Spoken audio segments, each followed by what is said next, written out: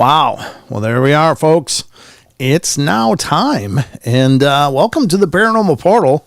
I'm your host, Brent Thomas, and we are live and underway here on the Paranormal Portal. I hope you guys are doing great. Thank you so much for joining me here. I know it's the weekend, and weekends are always sacred for all of us, but I love doing the shows, and I love knowing that so many of you guys like to come and hang out with me while I do them. That's incredible. So thank you guys for this. You give my life purpose and meaning. Love you, mean it. I'm just saying. We got a lot going on tonight. Obviously, we're going to be doing the news. It's just me, by the way. I don't have a co-host tonight. Jimmy was busy, so life happens, and that's understandable. But I will do my best to keep you all entertained throughout this the following 2 hours. And we're going to get to the news. As I mentioned, we're going to get to the Discord question of the week, brought to us by our good friend, Mr. Chucky Danger. And we're going to get to some cryptids and I don't know, whatever the hell else we get to. I gotta make an announcement tonight. I guess we can do it right on the front end of the show here. And this is not something I'm being paid to do. But I was reached out to by a company, and they said, hey, we've got this trading card game, and it deals with, there's, UFO aspects of it. There's cryptid aspects of it, and, so much more, like strange phenomena kind of stuff. And I was like, oh, that sounds cool. And they said, can we send you, some of the cards so you can, talk about them or see what you think? And I got the box, God, it must have been last year sometime, and it kind of got put in the studio, and then it got just covered by, a million other things that have come up since then. And I feel bad because I never had even really opened the box. I knew it was inside of it, but I never really opened the box. And so today, the Minion and I opened some of the cards and stuff, and I got to tell you, this is pretty cool. And what I'm talking about, just out of fairness for this company for going to the trouble of sending me something to check out, I guess in hopes that I would talk about it on the stream and possibly promote it. And I think it's kind of cool, because here's what it is. Okay. So first of all, let me pull up a site so you guys can see what this is. Let me just look here, see what I can find. There it is. Let me pull up their page. Fire. Is it fire? That's good, right? That's something's fire. That's good now, right? Isn't that what the kids are all saying? Oh, that's fire. What? This store is currently unavailable. Nope, maybe that's not the right website. Okay, here we go. Oh. Well, maybe I won't talk about it. Wow. I had no idea. Ladies and gentlemen, this could be part of the news. It says, it says Metazoo Games abruptly closes up shop.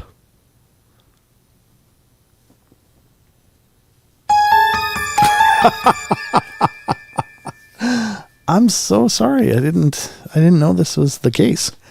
It says Metazoo Games abruptly announced that they're shutting down on January 29th, 2024. Oops. The company has also wiped their social media pages, but their website remains up. No, it doesn't, because I just tried it. It's not up. Well, well, there you have it. I don't know. You'd think I would have looked into this a little bit before the show, but I was opening the cards and I was like, oh, this is really cool. What it is it's essentially a Pokemon type card game. And they send you they sent me these boxes. Let me, I don't know. I might as well just continue now because it's interesting. But here, let me pull up the screen so I can see if it's focusing and all that. Here's the box, and this is called Metazoo. This is the Crypted edition, and it was pretty cool. I'm sorry to see that they just kind of folded it up, because I was really kind of excited about it. Cryptid Nation set is here, and there was another set. This one is the UFO set, and I think right on the cover there is the Flatwoods Monster, which was allegedly from a UFO. And this is a whole box unopened of cards. And then this one is the Seance. So I think it talks about some of the more popular hauntings and has to do with that. Those are your power cards. So instead of Pokemon, it would be like Bigfoot, the Chupacabra, in the Crypted section. And then, in UFOs, it might be Betty and Barney Hill or something. I didn't open the UFO box yet because here it sits. I feel bad that I never gave them any airtime, but I just, it's one of those things. I'll buy a pack or box. Well, I've got a few boxes. As it turns out. And then there's this one. And this one is the Wilderness Pack. And right on the cover, it looks like a Bigfoot is pictured there. I don't know. It's a neat concept because it kind of draws on the idea that, it would kind of introduce kids to the idea of all of this paranormal stuff and then kind of wrap it in a game. Not dissimilar to what I guess Dungeons and Dragons did and even Harry Potter, because a lot of the Harry Potter lore is based on actual legends and folklore. The creatures like boggarts and the werewolves, etc.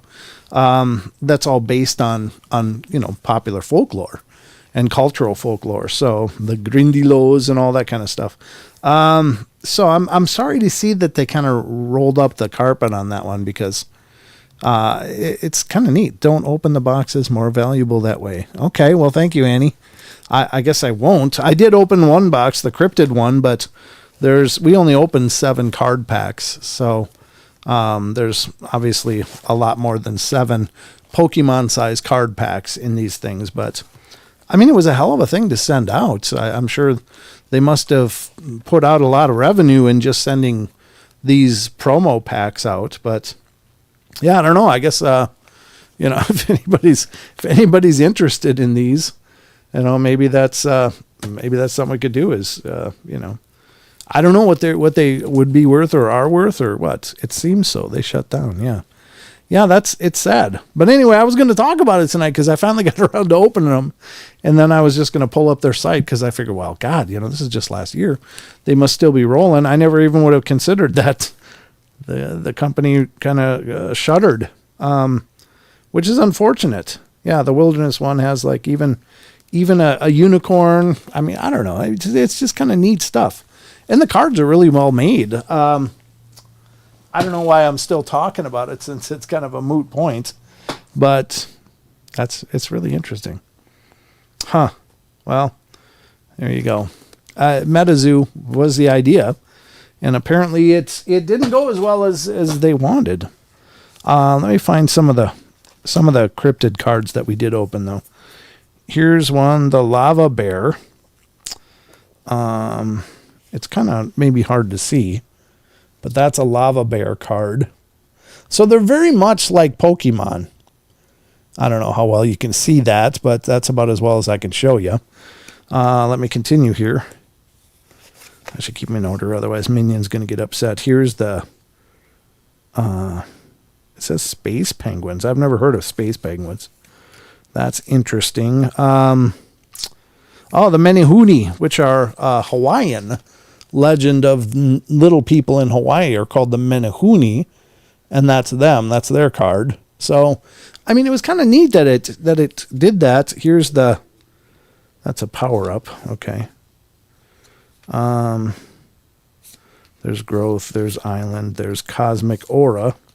There's power-ups and everything. I don't know. I thought it was a neat idea. It's too bad that they shuttered. Signs of the time, earlier or later, it might have taken off. You're right, Maggie. You're right. So anyway, they look super cool. Yeah, they do. I was really kind of excited now that I got around to actually opening them.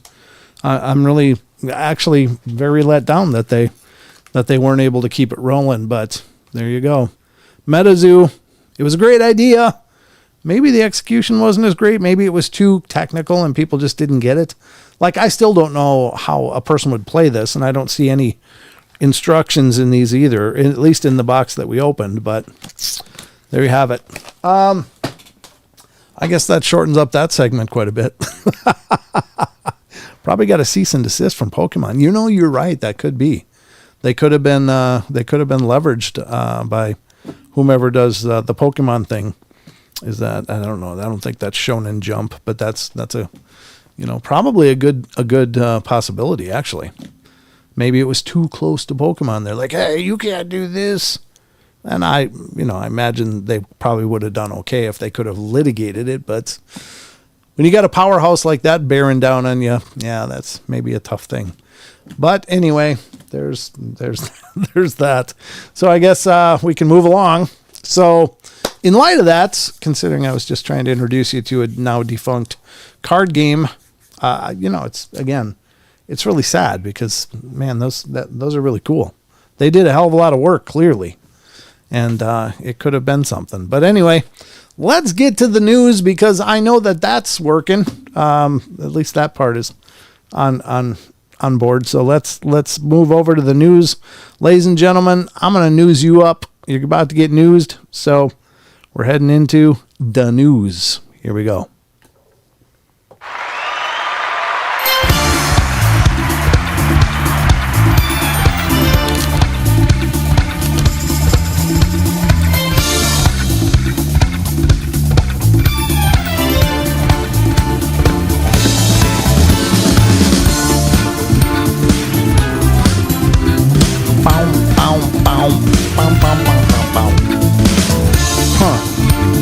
How about that? That's crazy.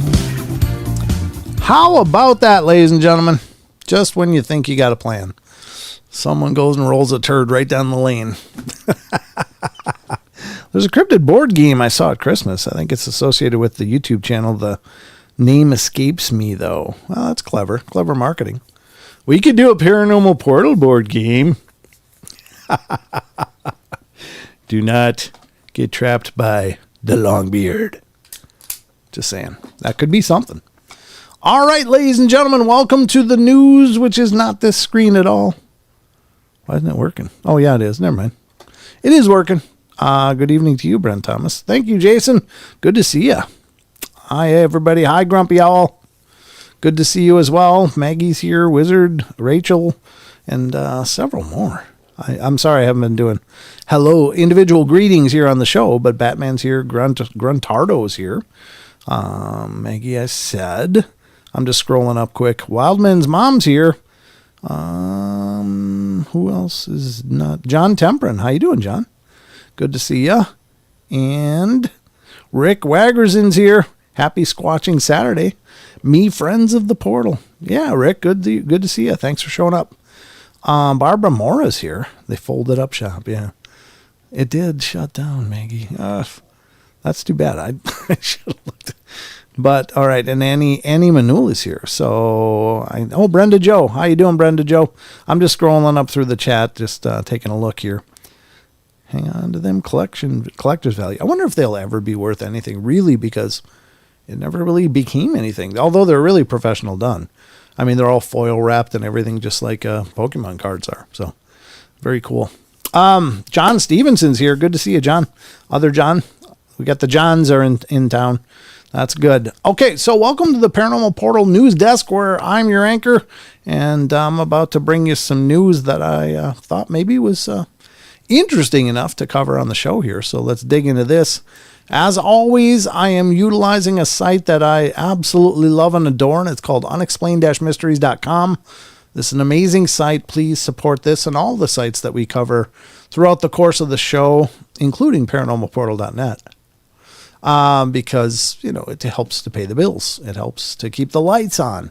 Traffic equals revenue for a lot of these sites that have ads and such. So definitely support what they're doing and give them some of your love. If you wouldn't mind. I'm looking at Native First Edition Booster. I can look up the box values, I guess. That's still up. I guess still got the Google page up for Metazoo. All right, let me close that and get back to it here. All right, first article up.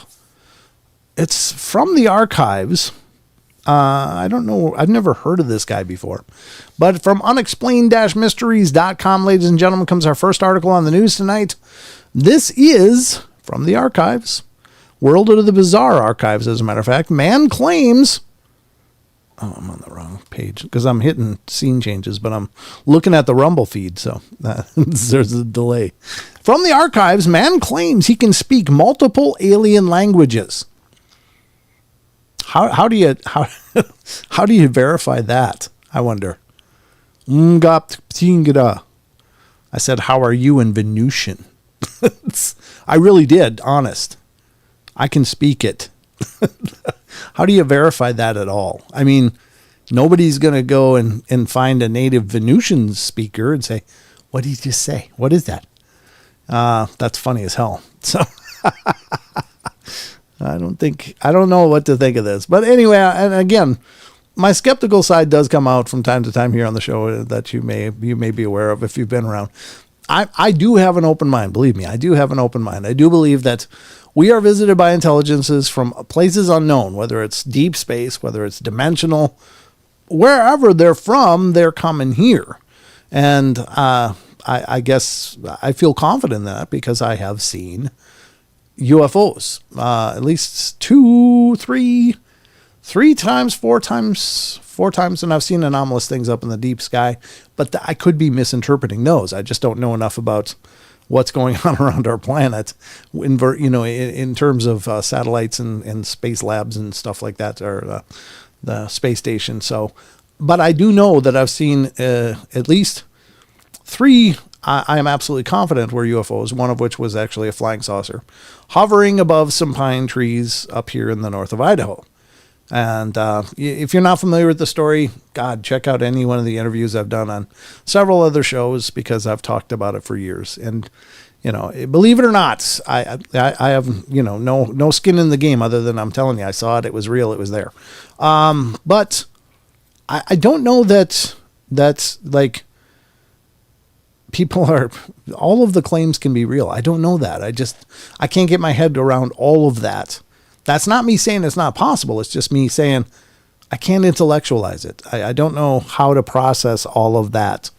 And the same goes true for a lot of ghostly phenomena that people claim, cryptid phenomena that people claim, etc. I mean, I have an open mind that anything's possible, but it doesn't mean that I accept everything at face value. That's just me. I'm just being honest and absolutely transparent about that. But that doesn't mean that I'm telling, that I'm saying, you're full of malarkey, because I don't judge that stuff. I can't. But Brent, you can get a free app that shows all known things in the sky. That's right, Ron. I've heard about that. The satellite trackers and stuff. Yes, I have heard of that. I haven't gotten it, but you're right. That would be a great thing.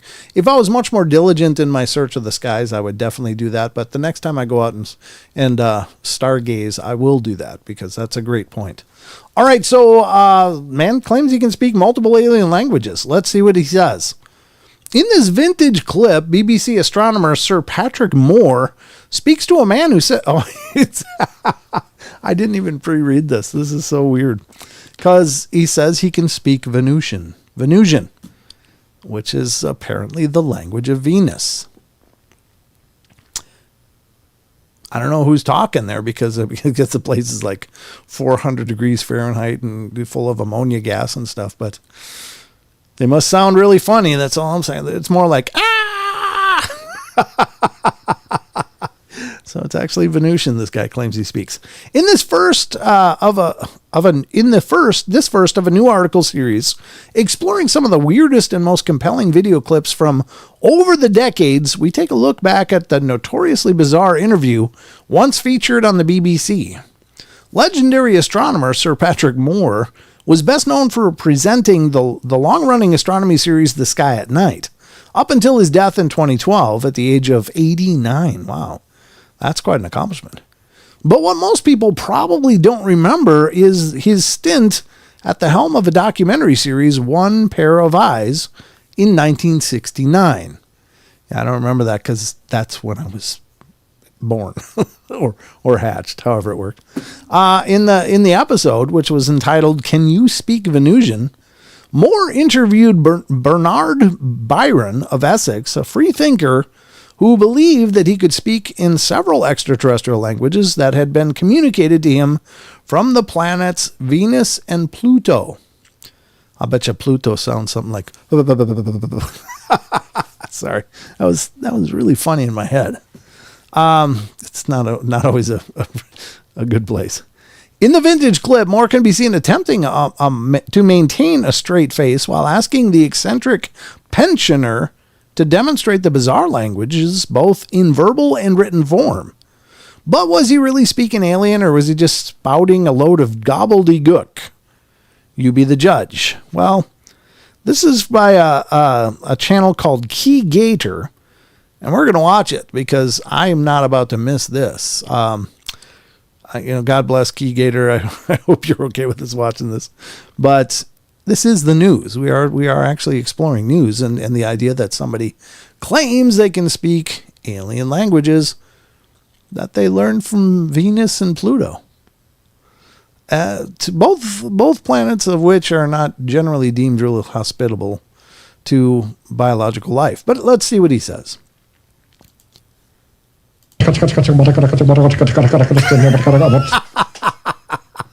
Man, it sounds like he's having an aneurysm. What does that mean, actually? That means, how are all you? I am very pleased to see you this afternoon. How many languages can you speak? I can speak altogether 3 of the space languages. One is Venusian, the second is Kruger, the planet Kruger 60b, yes, and Pluto. What about Plutonian? What does that sound like? Plutonian is... Wow,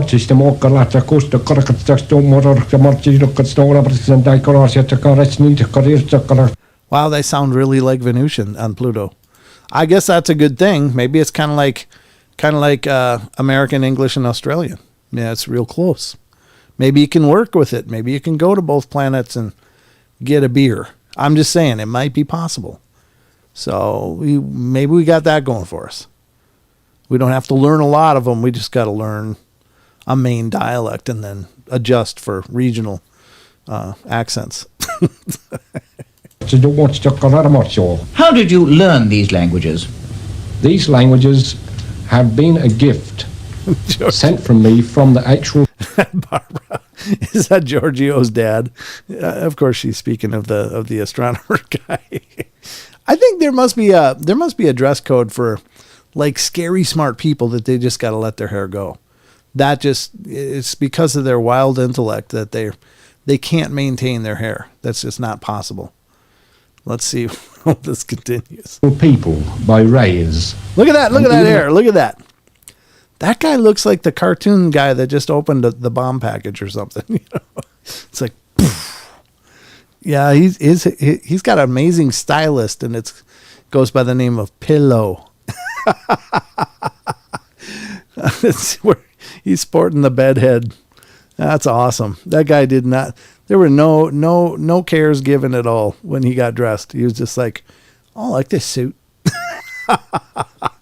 I want to drag a brush across your scalp, brother. Anyway, I'm not making fun of the guy. Well, yes, I am. But, it's just in good humor because that's not what you'd expect to see. But maybe it is. Maybe I don't know that many smart people. Just kidding. At this moment, although you cannot see them, they are sending these rays down to help me. By some mental process or some mechanical process? No, it's by some mechanical process. But apart from this, I can't tell you how it's done. What about Martian? Martian, I don't know much about their language. Although I've heard so much about them, I've never been in contact with them. You haven't actually been to any other planets yourself? No, not yet. Who drew that picture? Did you? No, a lady done this for me. That's awesome. There you go, folks. I will put the link in the chats if you want to check out more of this article yourself and watch the full video. You are welcome to. There it is. For those of you on YouTube and Twitch, and I'm putting it into Rumble right now, and you can check it out and see what you think. That is an interesting article. I think we're going to kill it right there. So just a poll, just a quick poll. Do you think this guy is speaking Venusian and Plutonian or Pluto-ish? I don't know how you say the Pluto language. Say type 1 in chat if you think there's something to this, or type 0 if you think that this guy might have been dropped on his head as a baby. And go. I'm watching the chat. See what happens. There's a whole thread of zeros just shot up. Yeah. Oh, 4 zeros from Lucky Gypsy. Batman gave him like 10 zeros. Yeah, I think I might believe him more if he said he only spoke one. Yeah.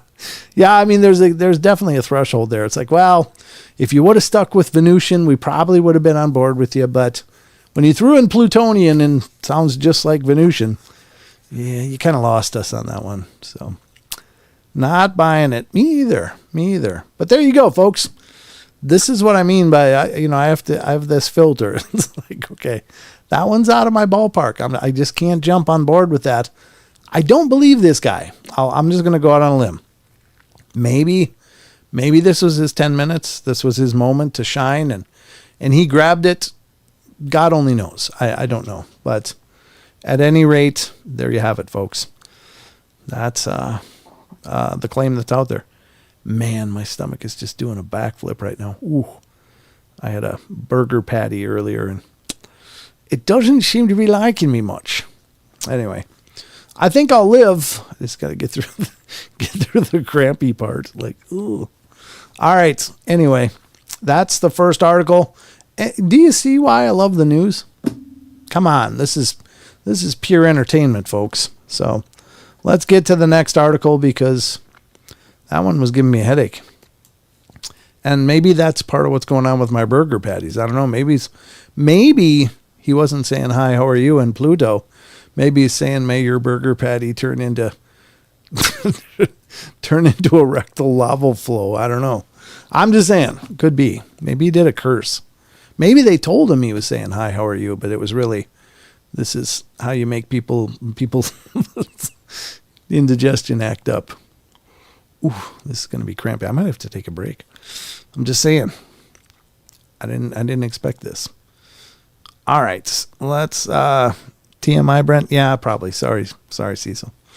I'm just telling you. I like to be transparent with you guys, but maybe there's a limit to my transparency.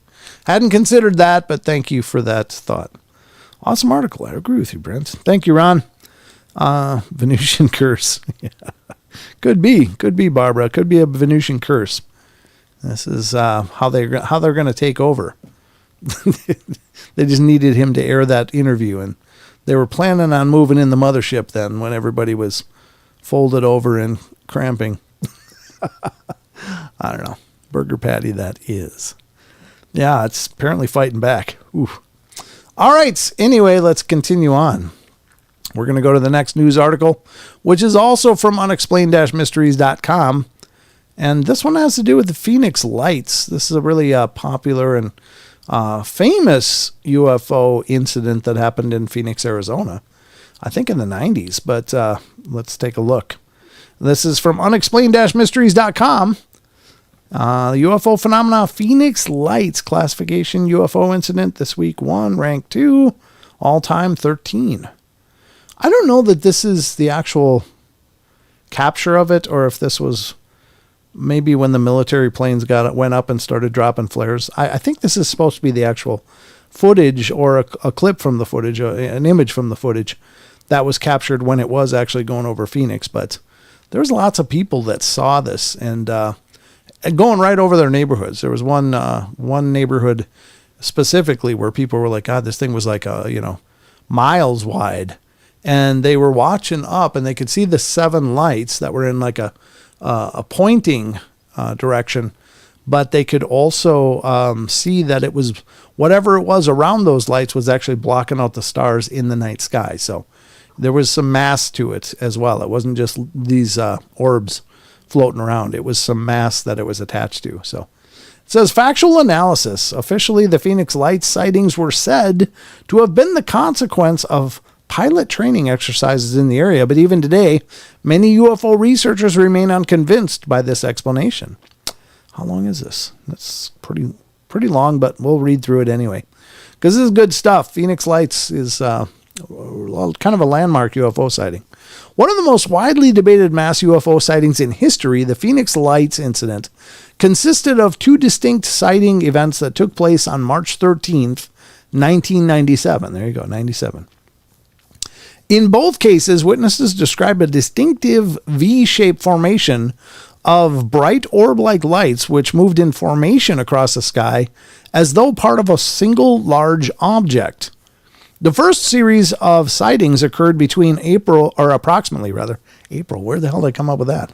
7:30 p.m. and 8:45 p.m. on the evening of March 13th, 1997, when multiple witnesses described seeing a formation of lights in the sky moving across the state of Arizona in a southerly direction. Southerly, I guess, not southernly. Witnesses included a former police officer whose identity remains unknown, who reported reddish-orange lights that disappeared towards the south. The phenomenon was witnessed by hundreds of other people over a succession of towns, including Paulden, Prescott Valley, Glendale, and Scottsdale, as the lights continued to move across the region. Timmy and Bobby Lay, who observed the lights with their family over Prescott Valley, believed they were able to make out a large object like a carpenter's square into which the lights were set. It moved extremely slowly and even passed a mere 150 feet above them without making any noise. They continued to watch as the object moved over the Piestewa Peak mountain range. Sorry if I'm mispronouncing that. The most widely reported event that day happened from around 10 p.m. to 10:30 p.m. when a similar V-shaped formation of lights was observed over the metropolitan area of Phoenix. This time, the phenomenon was witnessed by thousands of people and made local headline news. Some witnesses claimed the lights had been fixed to the underside of some sort of large craft, while others maintained that they had seen the lights gradually falling from the sky. The incident went on to generate a great deal of debate and controversy in the years that followed. Possible explanations are officially the explanation for the events that happened that day was that the sightings had been a consequence of an International Guard pilot training program known as Operation Snowbird. The sightings earlier in the evening were said to have been a formation of A-10 Thunderbolt II aircraft returning to Davis-Monthan Air Force Base in Tucson.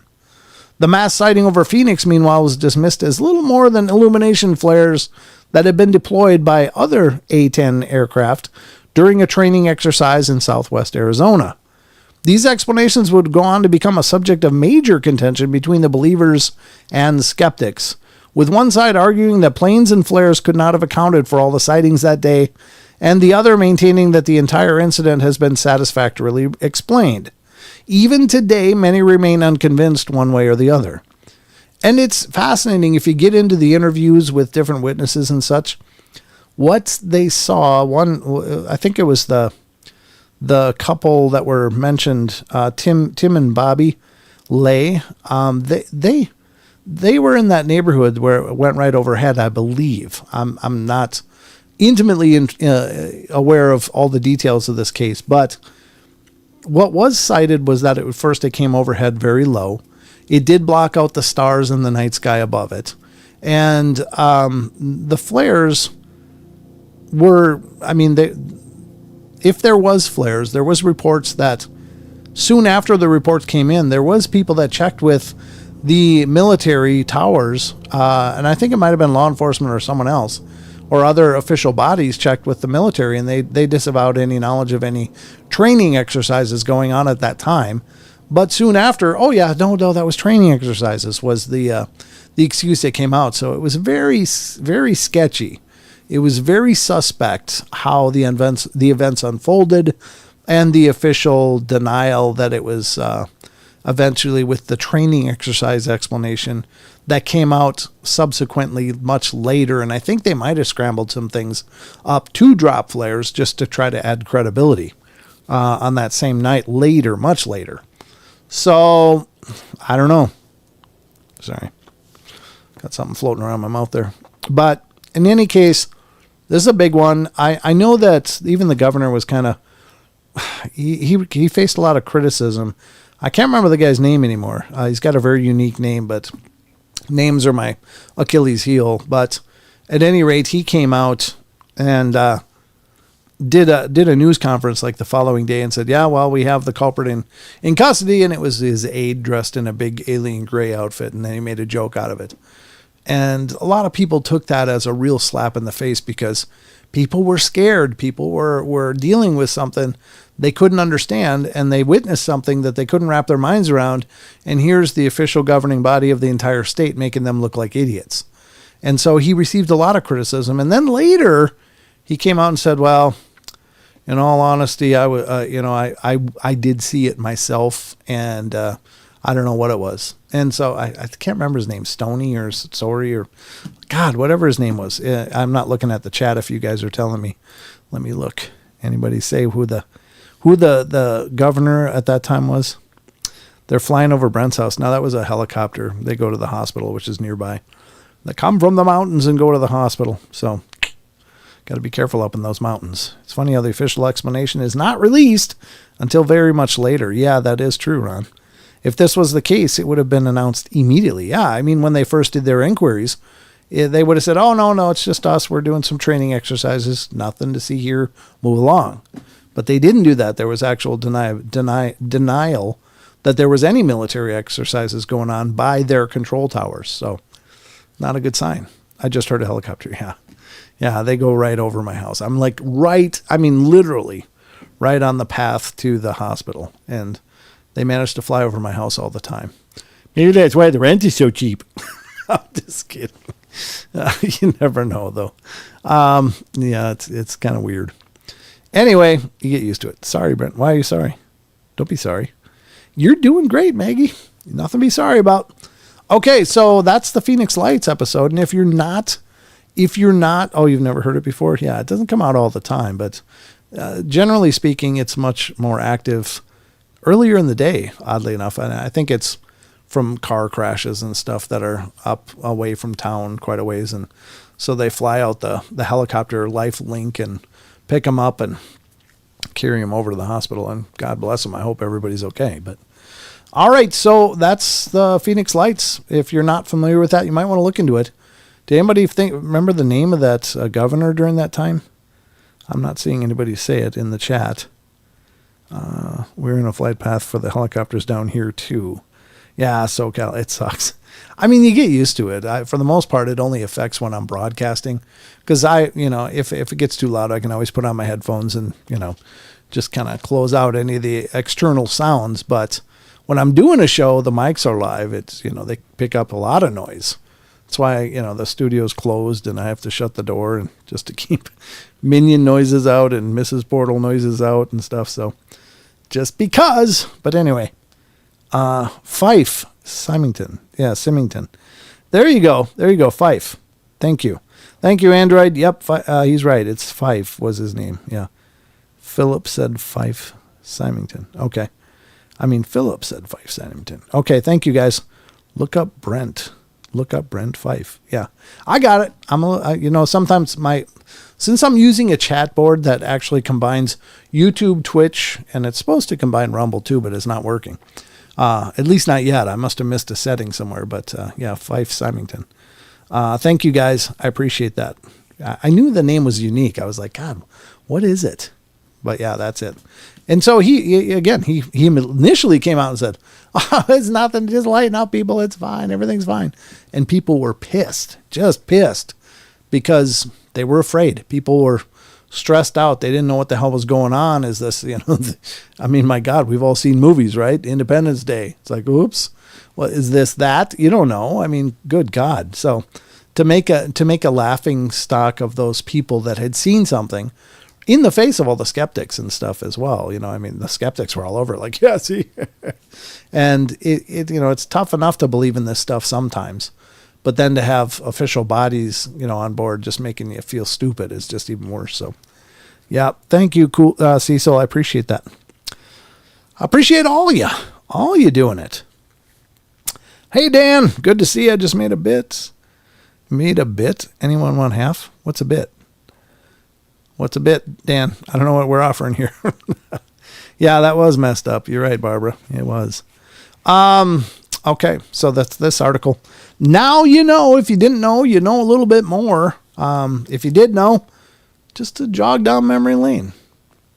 All right, and that again, that article is on unexplained-mysteries.com if you want to look into it again, or look at any of the corresponding links they might have posted at the bottom. I didn't really look, so again, there's so much going on at unexplained-mysteries.com that I don't cover on the shows. So here's another UFO story from unexplained-mysteries.com. Again, I'm not really not feeling really jubilant about our government's transparency and their willingness to be an open book on the UFO stuff, because clearly their book's not open. That book is not open. But they're claiming that they're just going to let everybody know everything. And then they tell us there's nothing to see here. The recent release was that we have no credible evidence to suggest that aliens are visiting or we've been recovered or anything like that. So that was their big reveal. And that just shows you it's business as usual in Washington. But here you go.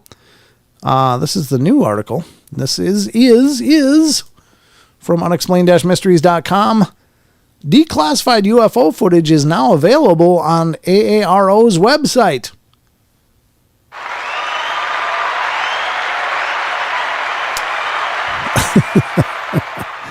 Well, it's also on YouTube. It's been for years. But anyway, maybe they got some new stuff out there. I don't know. Or it's stuff that they've maybe thoroughly debunked, or some of the real stuff, maybe a lot of garbage. But let's see what it says. The Pentagon's official UFO office now has a section on its website dedicated to videos of UAPs. Seemingly committed to proceeding with its disclosure of information. That's on the other side of the wall. That's not even in the room, I don't think, because that's 25 yards.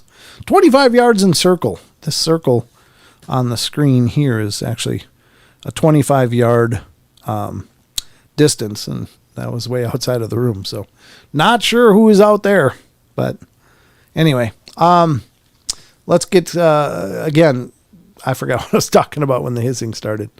But they've published a section of military UFO videos on its website for members of the public to browse at their leisure. But we don't want to waste your time, because the Pentagon is absolutely convinced there's no definitive proof at all. Even the pilots that were involved in these sightings saying these things did things we can't do. We don't have the technology to do. But nothing to see here, folks. Move along. Just remember that. All right, some of these we've seen before, such as the footage of the captured by the U.S. Navy jet during exercises off the coast of the United States, and the orb-like object filmed by the MQ-9 over the Middle East, while others are less familiar, such as the one captured by the MQ-9 over South Asia. In total, there's 8 pieces of footage available on the page. Some of the clips... Shelf. What? Shelf? Put it on the shelf? There's no shelves in here, so I'm not sure what's going on the shelves. But anyway, maybe that's pertinent somewhere. Anybody know what shelf might mean? I'm not sure. Let's see. The objects, while others note the object remains unidentified.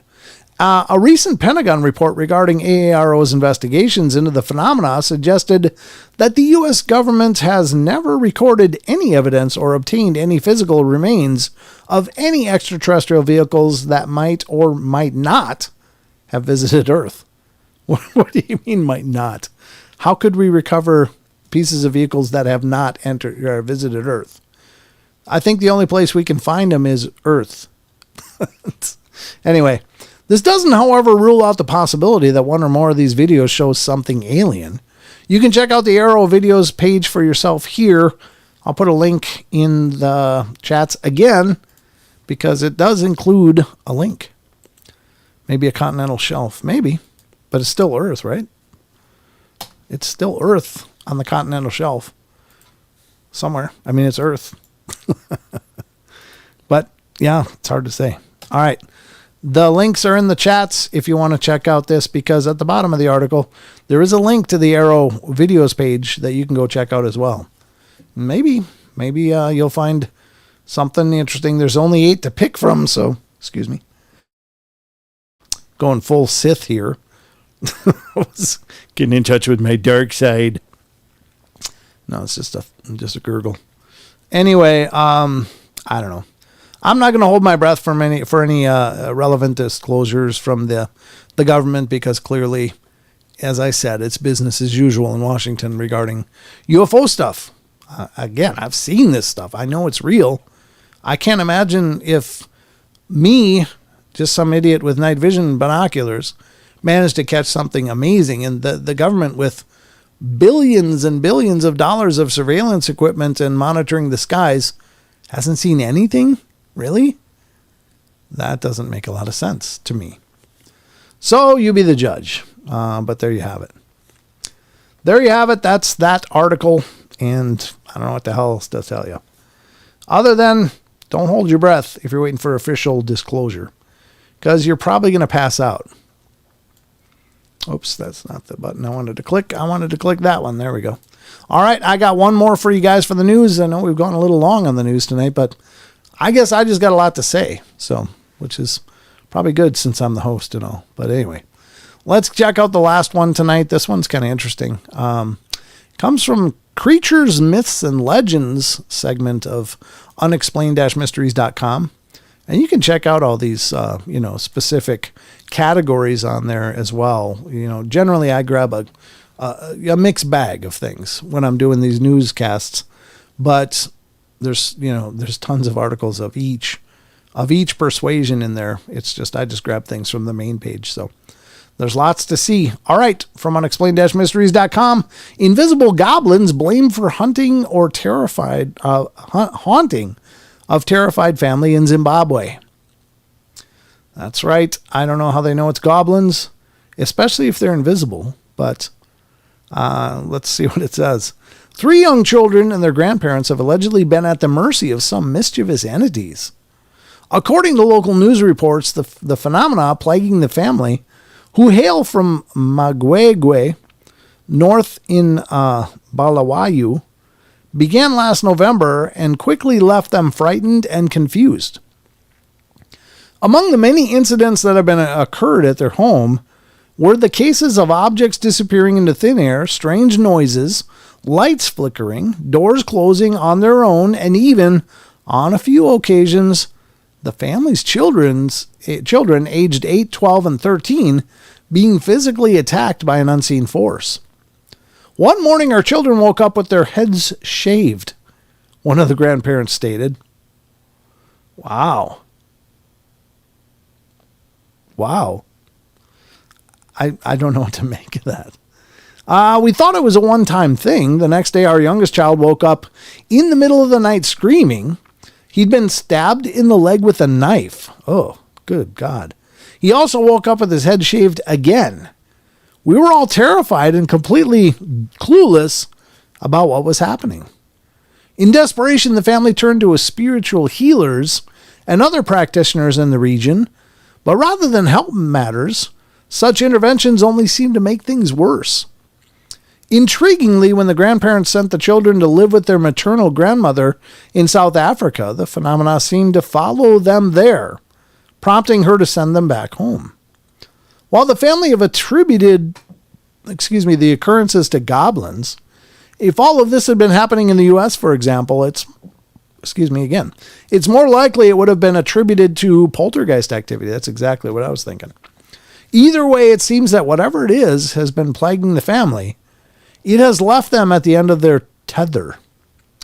Huh. Yeah, I don't know how they came to the conclusion of goblin, unless that's just some of their local folklore beliefs, legends or folklore. And so, if it's something negative, like, here in the paranormal, if something negative happens, that's perceived negative, it's automatically a demon. There's a demon here. It's got to be a demon. Well, we don't know that. It's just something is not happy with something and is making its opinion known. Could be not a demon, Could very well, most likely be not a demon. But people jump to that conclusion just because it's an easy label to slap on things. And it's sensational. So I guess maybe goblins is the thing in Zimbabwe, but I don't know that much culturally about their spiritual beliefs, so I can't comment on that, but that is interesting. So there you have it, folks. That is kind of the end of the news.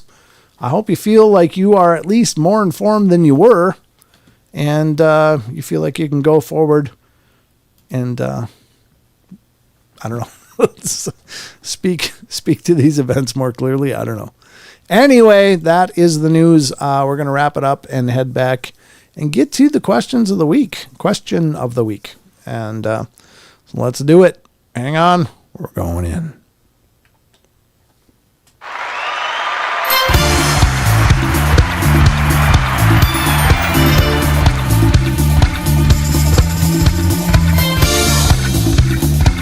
Oh, interesting, Annie.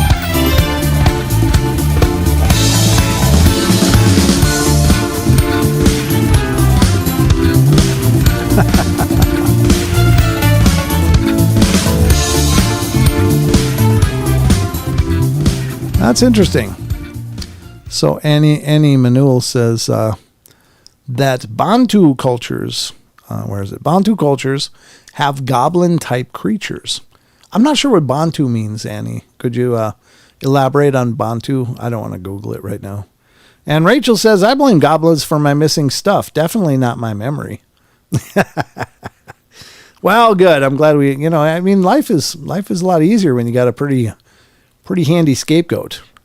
It's not me. It's the spirits. It's the goblins. I didn't lose anything. They took it. I feel much more informed now. Good, Karen. Glad. I know they have lions. Yeah, they do. Great newsy news. Thanks, Brent. You're welcome, Maggie. I love that intro. Yeah, that's all Wes. I can't take any credit for that, but yeah. That's the news. Wizard Moon's laughing good. Bantu is a language and cultural group. Of what region, though? Bantu is a tribe.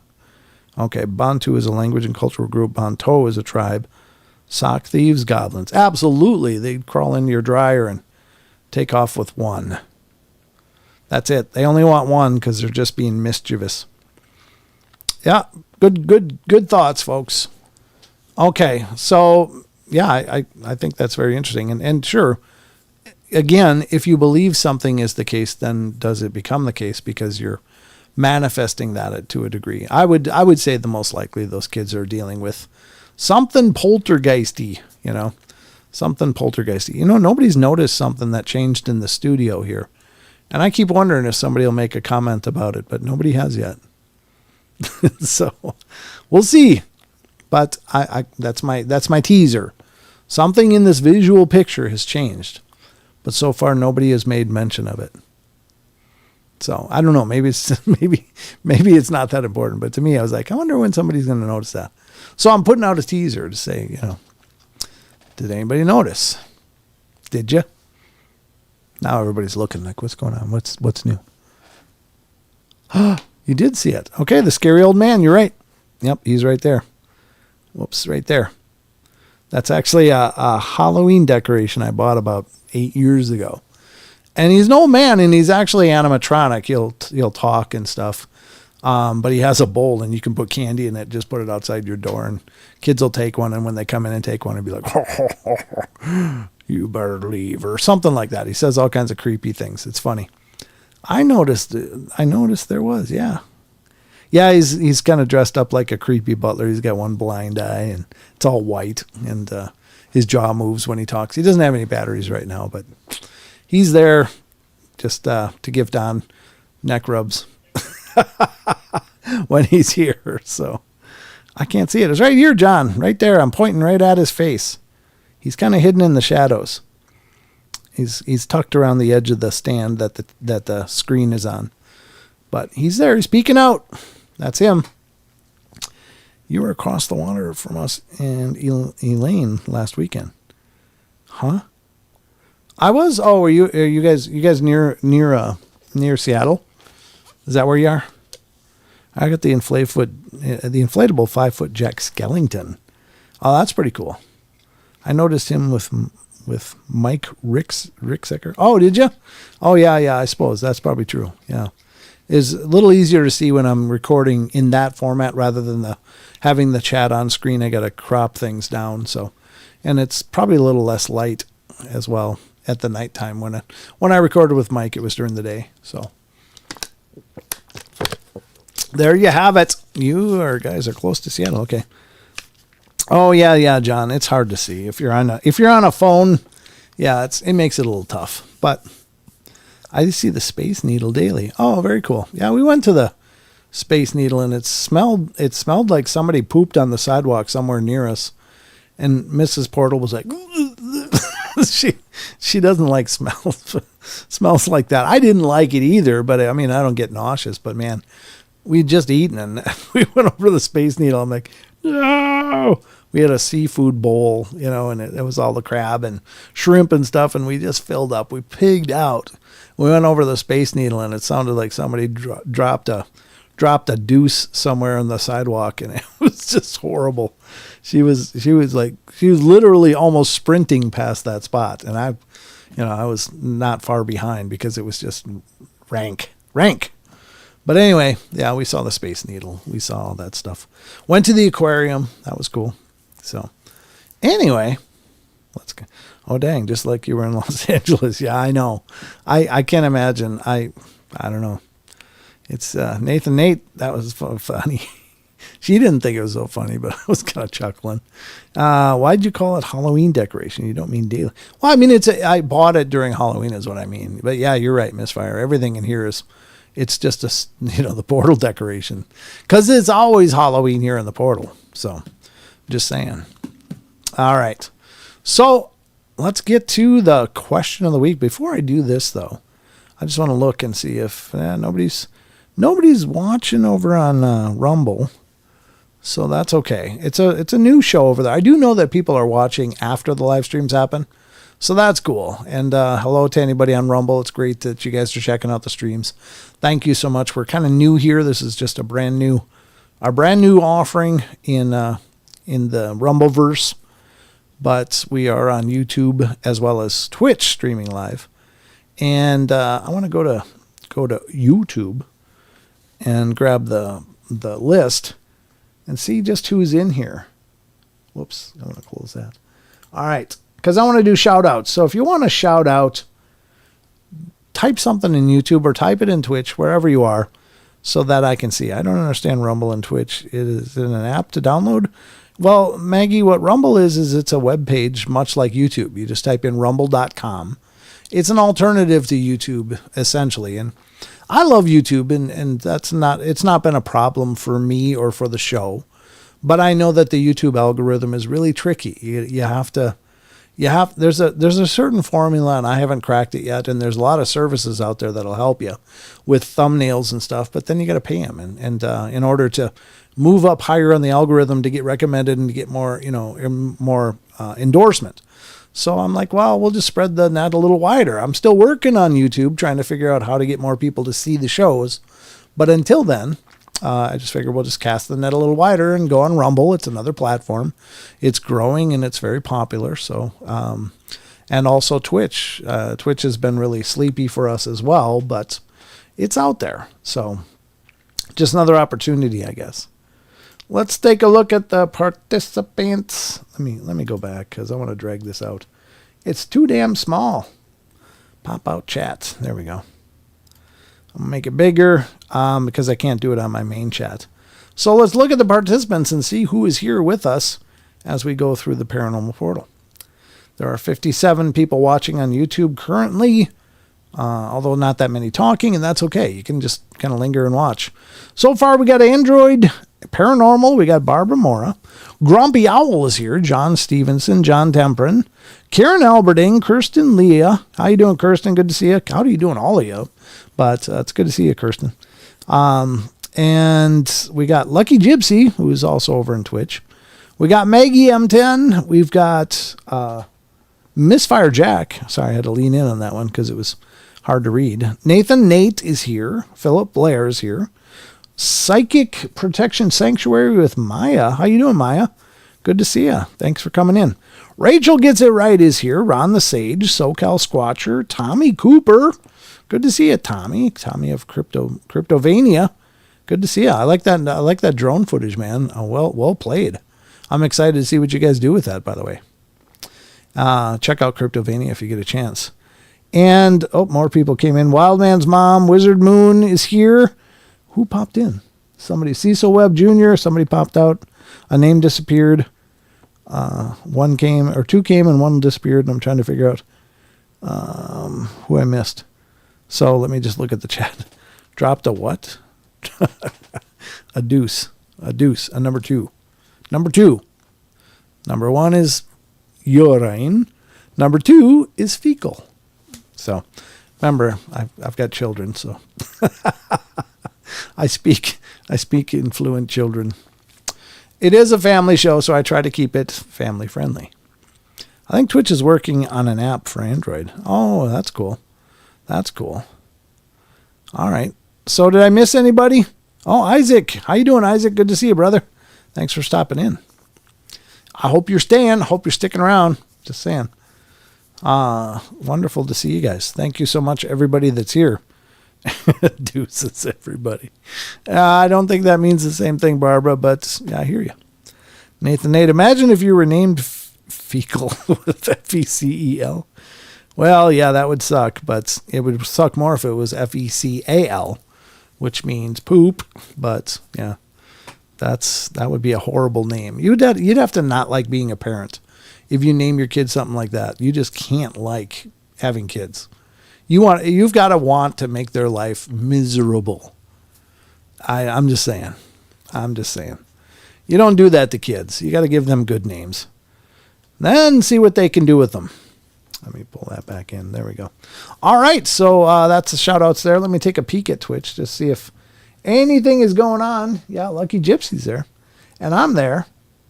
And I'm not really familiar with the Twitch. I got one viewer over there. I think that's Lucky Gypsy. So, yeah, not much is going on Twitch. But again, cast a wide net. Maybe people will find it. That's what I'm figuring anyway. Nobody's on Rumble that I can see. Just me. So that's okay. That's okay.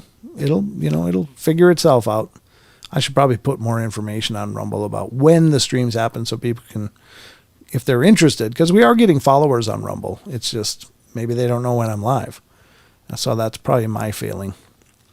I get these ideas and then I just do them, and then I think, oh, well, maybe I should have done stuff first. So it's always a learning curve for me.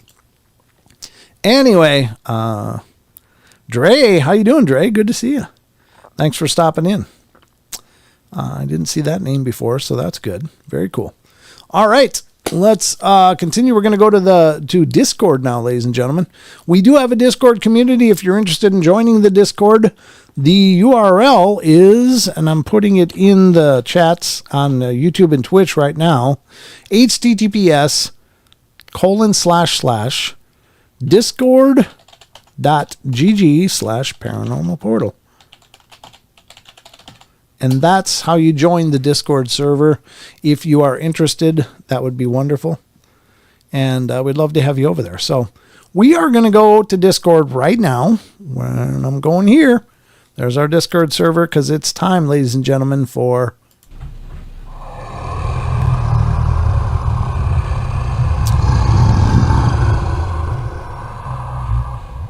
Been here a few times. Well, glad to see you, brother. Thank you so much for coming in. It's wonderful to have a chance to acknowledge you on air. I didn't know that. I've had a few viewers that went by Dre, so it always makes me wonder, is that just a rebrand of somebody we know, or is that a new name? But in any case, I really appreciate you stopping in. Thank you. Okay, so here we are, ladies and gentlemen. This is the Discord question of the week. And what this is like I said, we have a Discord server, and if you like the chats, if you enjoy being a part of the chats and the chat community, this is a great way to continue that when the shows aren't live, because a lot of our regulars are members over on the Discord and always sharing links and ideas. And as you can see here, when you join, you'll be brought right to here Oh, actually, we got a new one. Weapon X5 joined. Good to see you. And there's different threads of information like Bigfoot, Dogman, ghosts, UFO, extraterrestrial encounters, cryptids, music. Music has been really cool too. Strange phenomena, paranormal library, and paranormal movies that people recommend. As well as there is a marketplace. Where the hell is that? Here it is. Paranormal Portal and Marketplace. For the apparel, this is where you find the portal gear. On the top of this is a link to our, here we go, Creator Spring. It's called spring.com now. It used to be Teespring. This is where you'll find our gear, Paranormal Portal stuff, like shirts and hats and all kinds of odds and ends. So if you want to help support the show, this is a great way to do it. But also, we're doing a giveaway now. If you join the Discord, go to the giveaways thread right here, click on it, and as you see, I put it out. It's once again time to pick a new shirt winner from our Discord clan. If you're interested in winning a shirt, let me know on this thread. Good luck, everyone. May the odds ever be in your favor. So this is everybody signing up to get a chance to win. So if you're new to the Discord or if you want to join and see if you can win a shirt, I'm giving away every month, one shirt every month. Hopefully we'll cover all the active people, but just so you know, this is a possibility. But the thread we're interested in right now is Question of the Week. And these have been championed by our good friend, Mr. Chucky Danger, who's a mod over here, as is Android and Rachel and Maggie and several others. So they're keeping things working over here and on the chat that you're in. We got some amazing mods. So thank you to all you mods. I appreciate all that you do. I appreciate it a bunch. But the question this week, Chucky's been putting these questions out now for several months and doing a hell of a job, doing better than I did, I think. His question for this week is two-part question this week. Many people have described seeing a mirage-like figure that seems to almost perfectly blend in with its surroundings. This is commonly called the Glimmer Man, often depicted as being like the Predator from the movies. Number one, what do you think the Glimmer Man is? And two, do you think that stories of the Glimmer Man go back further than the Predator movie, or is this more current? So, great question. We've covered a little bit of Glimmer Man on the shows recently, and so I'm glad Chucky asked this question because, you know, throughout the course of the shows, basically, you guys always get my input. You get my feelings, my reflections. But this is an opportunity for you guys to weigh in as well. So, stop. Hammer time, Maggie says. Hit that like button. Good. Thank you. Cloaked Bigfoot, Tommy says. Yeah, could be. Sometimes they're described as very, very human-sized, though. They're not always described as these very large beings. I think somebody put a link in here as well to Barb and Gabby. Barb Shoop, her famous video where she caught. And if you watch the video, I will just encourage you guys to check out this link. I saw this years and years ago, and I was just like, what the hell? And it's a small figure, though. It's about child size. So is it some proto-pygmy that can cloak as well, or what? I don't know. But this is an incredible capture. And she was out just giving a tour to a group to her gifting area. So this wasn't her staging something. And Barb, I don't know if she would know how to, honestly, even to this day. And this is several years ago. But it was just an incidental capture. And if you watch the video, you can, to me, it's very, very believable. So you be the judge, though. But let's see what everybody said about this Glimmer Man phenomenon. And again, this looks like a cloaked predator from the movies, but, usually about human size. Sometimes there are, people that see these giant glimmering creatures up in trees, and sometimes they're human-sized up in trees. And maybe it's more adolescent Bigfoots, as Tommy was suggesting. Or Tommy was suggesting it was part of the Bigfoot. Sure, that makes sense. And it could be in that case, but there are other things that maybe can be perceived the same way. I'll weigh in a little bit with my thoughts at the end, because I've been pondering this quite a bit lately. So Within comes in first and says, probably way beyond the movie. I've heard that some beings in nature do this too. Oh. Well, I know, like, when you consider like octopus, they're incredibly amazing. I mean, they swim and suddenly they become the coral. they become whatever they stop on. They can just mimic it so perfectly that you can't distinguish the biological part from the coral, or, not that that's not biological, but you know what I mean. They just become such a part of everything just by mimicking. Cuttlefish do the same thing. I think it's a very specific biological function with the pigmentation in the skin and being able to adjust that, but it's still incredible. So those things are similarly able to camouflage themselves perfectly, but I'm not sure that that's the Glimmerman phenomena, but it's very interesting. Cryptic Chaos comes in next. I have no idea what it could be, but I think that there has always been these encounters. I guess that they could have been mistaken for ghosts or spirits, since that's all people could compare it to back then. But I do think it's something completely different. Oh, good thought. That's a great thought. I mean, how many people have seen these almost, well, I would say translucent rather than transparent, because transparent to me suggests that there's just no way to see them. It's just light coming through and uninterrupted. But these do seem to have at least a prismatic quality to them, where it is letting light through, but it is affected by the physical form of the being, whatever they are. So it's interesting, but that's a great take. How many spirit activities and such could have been Glimmermen or whatever that phenomenon is, if it's extraterrestrial or whatever. Android Paranormal says, some people say this is how Sasquatch stays hidden, and it's is able to stay out of sight most of the time. Yeah, I mean, it could make a lot of sense for sure. However, I personally see no evidence of any significance that links Sasquatch doing this translucent thing. However, I absolutely believe this Glimmerman is a real thing. I have seen one video in particular that many people say is Sasquatch cloaking, but I don't think it is, because when you play it in slow motion, the small humanoid translucent figure looks to melt into the ground like it can change shape. But it's definitely the most credible video of this thing that I have seen. I think it's some sort of elemental, potentially, basically a forest spirit, since that seems to usually be the main place it is seen. Yeah, in the forest. And there's the Barb Shoop video. Gabby is her dog, by the way. But it is a great capture. I think what is happening, though, is that there was a log behind it that was covered up by foliage. So I think what it did, it must have thought that it was being seen, even though I think they saw small movement. They're like, hey, what's that? And then once they kind of dialed in on it, then it went low. And I think it went low to the ground and went under the log and foliage and disappeared into the distance. But it's been years since I've watched it, so I don't remember all the details. I just remember being significantly blown away by it.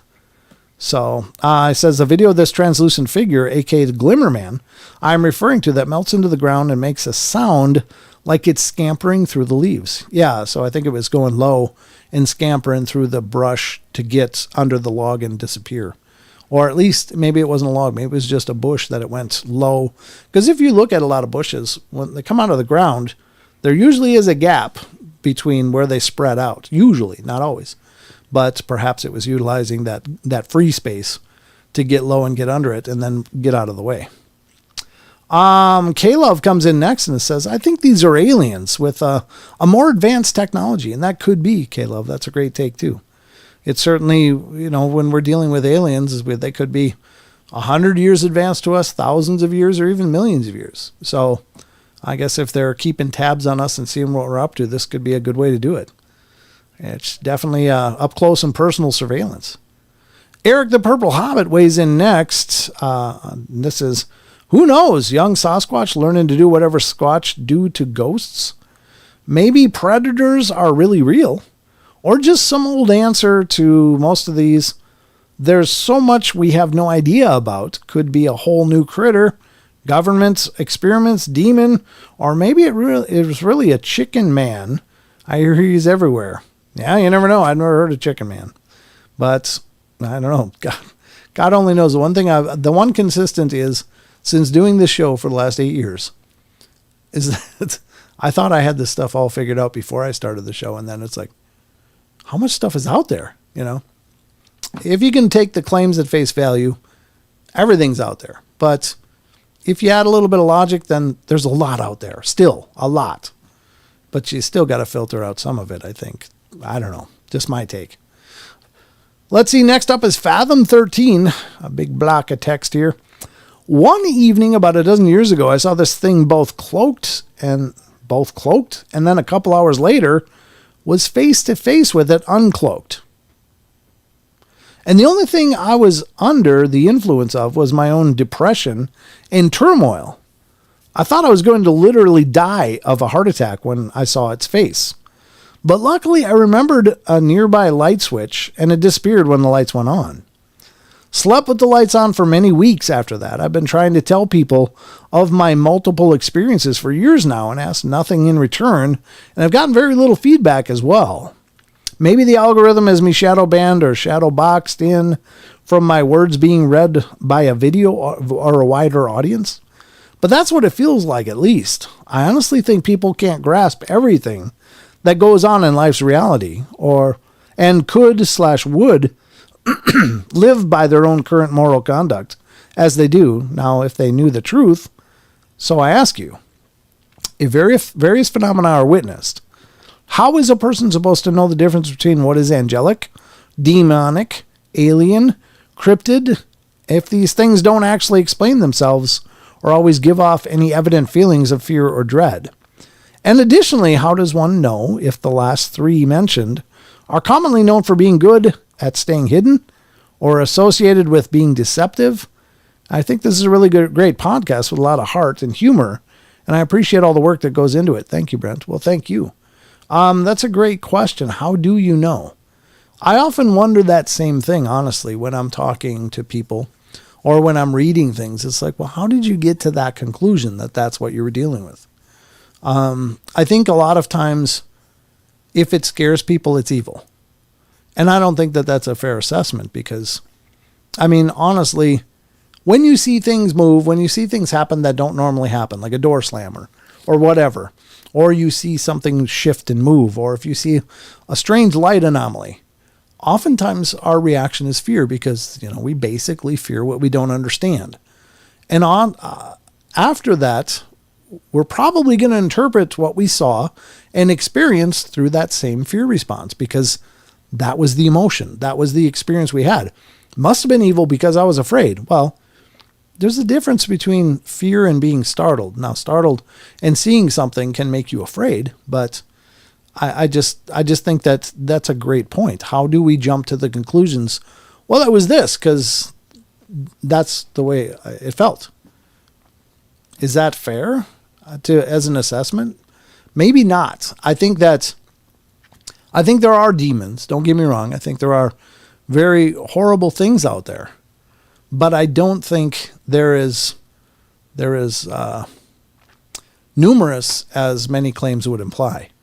I don't think that they are everywhere. I don't think there's an omniscience to them that they are just in every place, every time. I think people do deal with very dark and horrible things and even demonic things from time to time. But I think that those words are very epidemic in the paranormal without much ability to actually quantify what the experience was. We just don't know enough. And no matter who you are and no matter what you claim your expertise is, you still can't always be sure. And so I do find it troubling that things are sometimes just taken at face value. It's like, well, that's what I felt, so it was evil. Well, are you sure? Now, I was having a talk with, it was either Dave Schrader or Mike Ricksecker during those interviews with them, and I can't remember which one, but basically, it was the idea that, I think it was Dave, because Dave and I talked quite a bit about demons and, the whole dark versus good versus whatever. And we both very much agreed that spirits have an extraordinarily limited range of tools to get through to us. And maybe not every spirit can move things. Maybe not every spirit can, affect electronics and things like that and create weird anomalies, but maybe they can't do all of those, but maybe they can do some things like move move an object, make a noise, a sound on the wall or a disembodied voice. Now that can be frightening for a person that's not expecting it. And that can leave a person with, I'm afraid, I don't understand what's going on. My reaction is fear. So this must be a horrible thing and it's trying to hurt me. It might not be. It might be just this extraordinarily disconnected spirit that's been sitting alone for God only knows how long and just is dying for some kind of connection. Because you might be the one person that came in that maybe they vibe with or whatever. I mean, whatever reason they're using their limited tools to get through to us. And I think, honestly, most often, and most of us discard or don't remember them. We often discard our dreams or we don't remember them. And I think that's the most common way that they try to get through to us first. Now, they can be horrible dreams. And if they are, that's a bad start. And maybe it is really something dark. I'm not saying don't jump to dark if it's been a horrible experience, but, I think they just try to do whatever they can to get noticed because it seems to me that whether living or dead or passed on or whatever, we all need that connection. We all need that feeling of connection with others. And maybe they don't have that. So, Maggie says, I tried to answer the question, but I was too tired. I can't get away from the programming through movies thing. Perhaps the tech was the first put to use in the early 80s. Yeah, maybe. Anyway, great thoughts so far. John T comes in next and says, there's two different things, Glimmerman,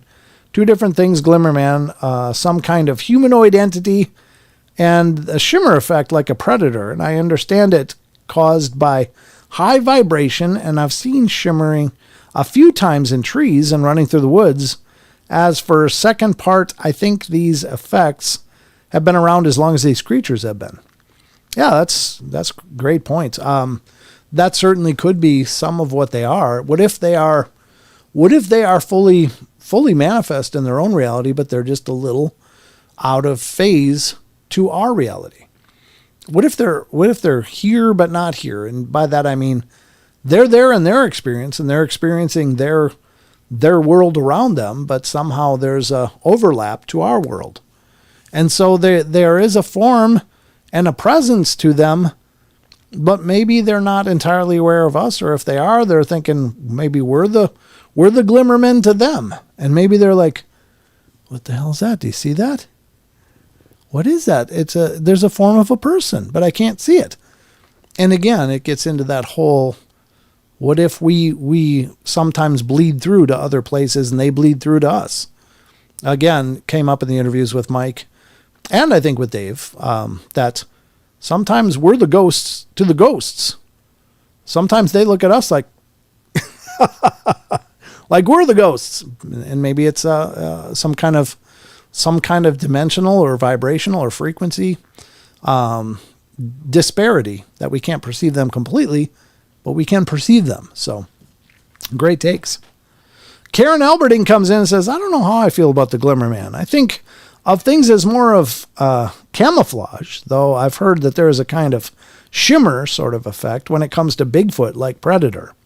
I do believe that it's for sure possible and probably is.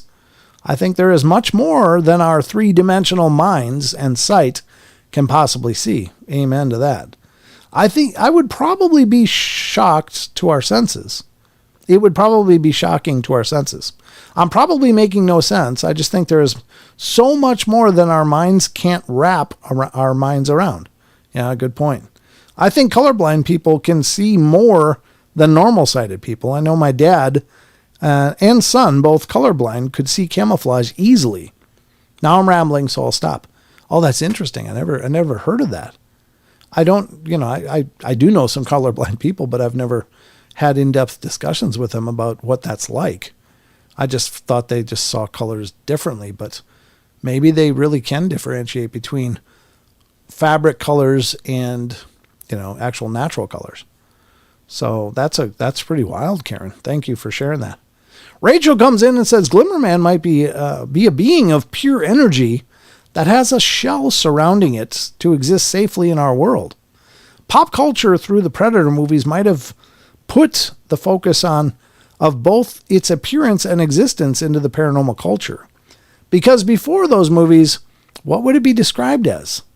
Like until 1958, the term Bigfoot hadn't been used. It had been wild man or ape man. Yeah, that's true. It's really a wild phenomena in the paranormal and Fortean communities that I think that there was the reason that Bigfoot is more of a cultural phenomenon now is because of the unifying term. I think that many areas around the world had what they considered regional phenomena. There was skunk apes, there was grass man, there's wild man, there's boogers, wood boogers, there's any number, Momo, there's all of these different names that dealt with a very regional phenomena. And so they probably just thought it was something in their area, and it probably wasn't discussed much anyway, just because it was just probably considered evil or, anything, who knows. But when the unifying terms came out, Bigfoot, and the description accompanied it as a big, large, hairy, bipedal creature that looks like a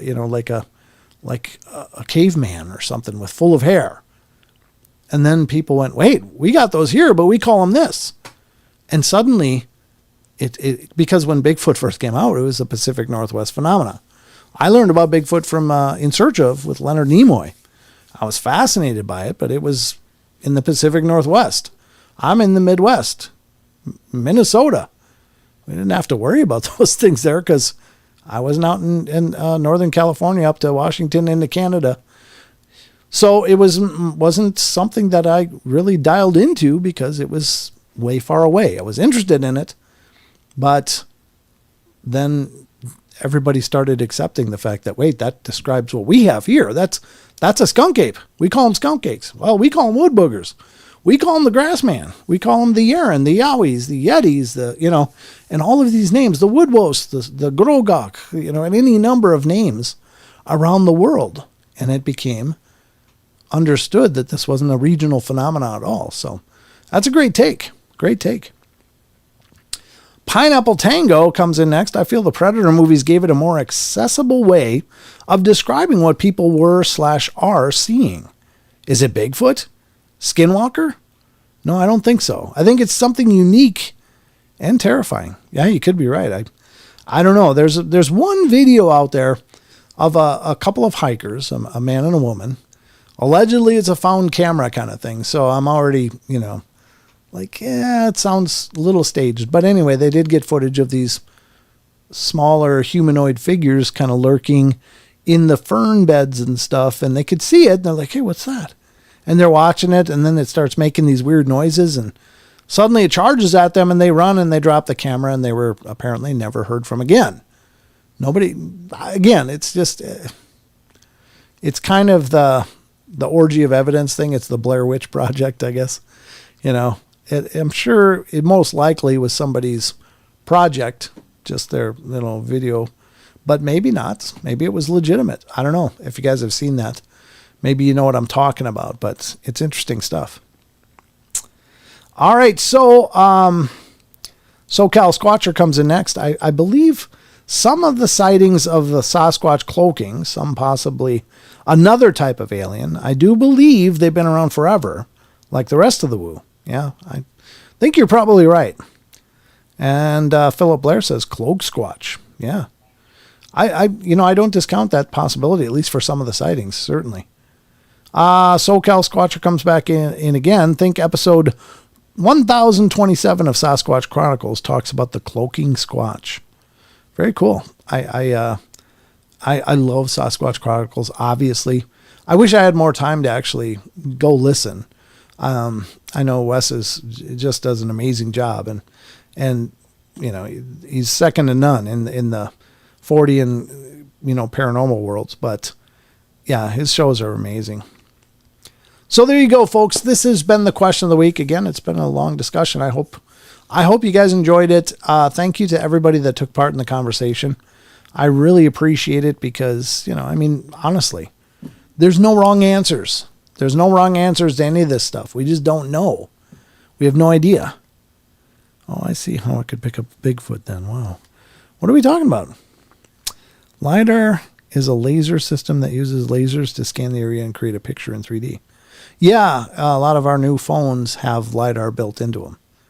In fact, I can't show you, actually, because my phone is in use currently, but I did a scan of Sheldon's. When Sheldon was up here and we went to the conference, he bought one of Jeff Meldrum's castings of a Bigfoot track. And it's a beautiful cast. I bought one from Cliff Barrickman. And Sheldon bought one from Jeff Meldrum. But I was like, God, I tested out my LiDAR on it and scanned it. And now I have a perfect 3D representation of that. And you can actually, drag, click on one part of the object, drag to the bottom and let go and click measurement. And it'll tell you exactly how big that is. And it was really incredible. I mean, it's really incredible technology. And it's really exciting, too, because I think it's going to give the ability for a lot of researchers to scan tracks in otherwise uncastable situations.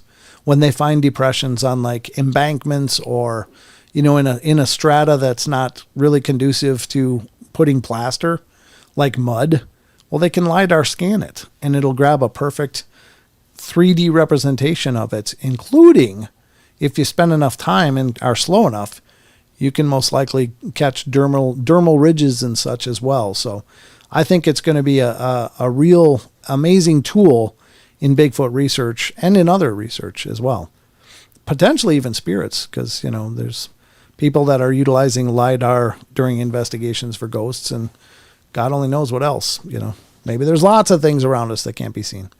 But, your phone range is only very limited, but there's bigger commercial setups that can, they scan LiDAR from planes and probably satellites, honestly. But, that's a whole different price point. So anyway, this has been the questions of the week. I hope you guys enjoyed it. Thank you, everybody, for being a part of it. Again, please join the Discord. Love to have you over here. Oh, okay. Oh, look at this. We got Cy Painter. Hi, Brent. Watching on YouTube and Rumble now. Very good. Vincent J. Sanchez is my handle on YouTube. Well, very cool. Thank you. Thank you very much for tuning in. I got the Rumble open. It's not feeding into my chat that you see on the screen, so I got to manually check it. But yeah, it's great to see you. Thanks, Vincent. Appreciate it. Glad you found us. Spread the word. We're like a rash. We're spreading. All right. So this has been the Discord question of the week. Thank you, Chucky Danger. Watch for more of them. Again, get involved in Discord. Sign up for a free t-shirt. You never know. Anybody can win. Minion and I will probably do a drawing this next week for the winner, and we'll post a video on that same thread letting you know who that winner is. Good luck. All right. Let's get back to the rest of this.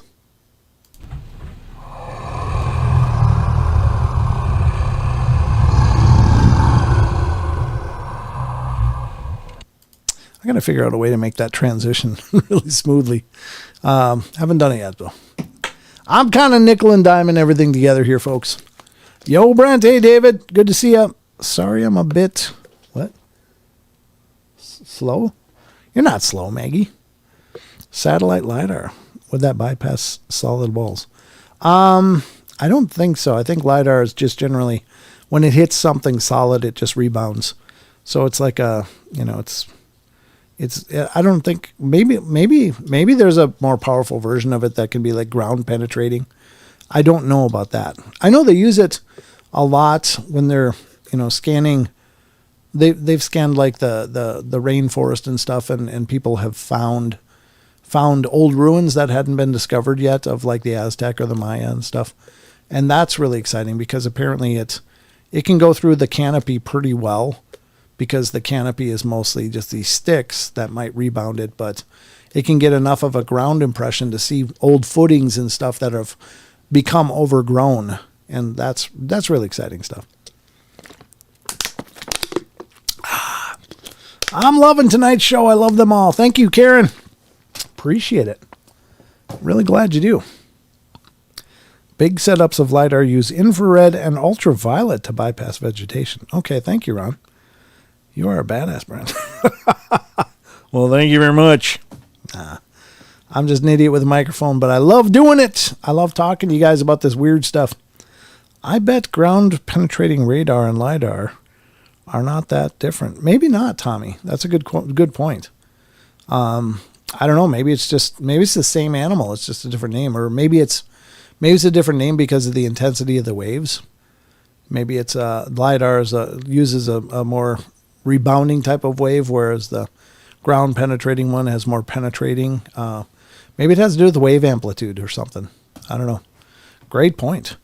I remember watching Time Team, and they used geophys to see ancient walls in the ground to know where to dig. Archaeology. Very cool. Yeah, I know technology has really moved the needle forward for discovering a lot of lost things and things that we might not normally found. Okay, ground penetrating radar uses sound. What does LiDAR use? You said light. That's right. Sorry. I'm doing as best I can. So yeah, thank you, Chucky, for taking care of the question of the week. That was a good one. I don't know if Chucky's in here. Is he in here? I haven't seen him yet tonight, but hopefully we'll catch up with him. He'll be on the ball. He's been taking care of that. But again, it's all a community of you guys. So you all are welcome over on Discord. All right. So what time do we got? 8:40. Yeah, we're doing pretty good. But that was a great discussion. Thank you, everybody, for your thoughts on that. I think that's really wonderful stuff. Wonderful stuff. I was going to look at this quickly because I want to see if anything else popped up before I move along here. Yesterday we did an amazingly long listener email that Sasquatch Chronicles received. It was a great email, though. I was like, wow, this person really went out on a wall there. He went through his whole life and detailed several different accounts. And I had no idea it was that long. It took up like about 90% of the cryptid corner. So it was okay though. It was very insightful and very interesting. I got about 1 million questions that I'd ask the guy if I could, but we can't. So just got to take it at face value. All right, let me see. I'm going to look at where I was. All right, let's refresh. I just want to see if anything new got put up here.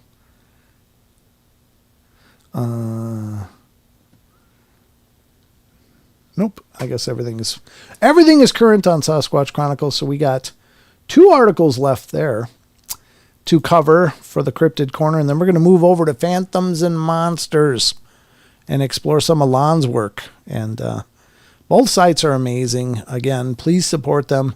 Please visit them. I know everybody knows Sasquatch Chronicles, the podcast, but definitely go over and visit SasquatchChronicles.com, and you can certainly become a member over there and get an extra episode every week. But also take some time and explore the blog. Wes does a hell of a job over there, posting lots of great links and information, and you would be remiss if you missed all that. I missed last night. We were at Blake Shelton's show. Was it good, Karen? We like all sorts of things. Is that like an EMF reader, or some systems that use electrical impulses to get measurements? Yeah, I'm sure there's all kinds of science in this stuff, Ron. You're right. I don't know. Okay, let's get to the Cryptid Corner, ladies and gentlemen. We're going to start out with, as I said, SasquatchChronicles.com, the blog. And I like to go through and read the listener emails that Wes posts on there, because these are all people that have seen and experienced stuff, and they don't all become shows, but it doesn't invalidate the claims. The claims are still pretty impressive. And here's my position. Everybody's experience stands to teach us something, and not everyone is a Hollywood level experience. I've found that I've learned probably more about many different paranormal phenomena by reading the more mundane and talking to people about the more mundane things that they've experienced. Certainly the big events are powerful and they leave an impression, but sometimes you glean little pieces of information that you might not have learned anywhere else just by somebody recounting a small event that they experienced. And it might be the key that explains about, a bunch of questions you might have in your head. So I think all experiences are really valid. Why hasn't Wes dropped episode 1000? Well, it might be Vince, it might be a member show. If you're not a member, you may have missed episode 1000 because he's over 1,000 now. I don't know let me look and see which one he's on now. His newest one is episode 1040, The Woolly Man. So I don't know. I was thinking about watching on my phone, but got all involved singing and dancing around, and mostly people watching. That was hysterical. I'm not sure what you're talking about, Karen. It's probably not this show, though. Oh, okay. Ron the Sage says his youngest child is an earth science teacher. Well, I'm sure he knows. Just got back from the Mojave Desert, Ron says. This is really cool, Ron. Yeah, it is. All right, never dropped UT. All right, I'm just checking the chat to see if I was missing anything, but I think we're okay. So let's get to Sasquatch Chronicles and the blog and see what these listener emails are. This one's not too long, so this one will go quick, and they probably both will. All right, here is the blog, ladies and gentlemen, of Sasquatch Chronicles. There's the logo. You all know it. You all know and love it. This is from March 13th. Somebody walking on the property. A listener writes, had what I thought was a Bigfoot experience with my brothers growing up on my grandparents' farm in Michigan. Not sure if it's worth sharing. Every experience is worth sharing. I had something weird happen on my grandparents' farm when I was 11. That has come up so many times. And perhaps that's a big reveal. That maybe due to the size of children, they're less worrisome or intimidating to these curious Bigfoot. Like they're not as afraid to come in and get closer because, generally speaking, kids aren't lugging around firearms or, maybe pose the same level of risk or problems. Because I can't tell you how many stories I've covered in the history of the show that deal with children sighting Sasquatch. Now, there is an angle that you can look at as well, because children also seem to be much more likely to experience spirits and other strange anomalies. And maybe it's somehow it could be physiological, and something in their developing body and mind makes them able to perceive things much more clearly than we as adults can. But if we're just speaking in terms of maybe size and potential threat, maybe these Sasquatch and Bigfoot type creatures are much more likely to move in and watch the kids because maybe they can learn more by watching them than they can watching us adults, who maybe do more in our minds than we do with our physical bodies. But maybe that's how they move in so close, is because kids are not, and not that a 12-foot or 10-foot animal, or being needs to be real concerned about a 5'6" man. But, we generally can cause a lot of problems in a big hurry, and I think they know that. But perhaps the kids just don't carry the same risk for them. And so they come in closer and they look and they watch and they observe. There's been hundreds and hundreds and hundreds of stories that I've covered through the years of these things watching children play basketball, swinging on swings in old playgrounds by wooded areas. And they seem to be incredibly interested in watching children. And once an adult shows up, they're just gone.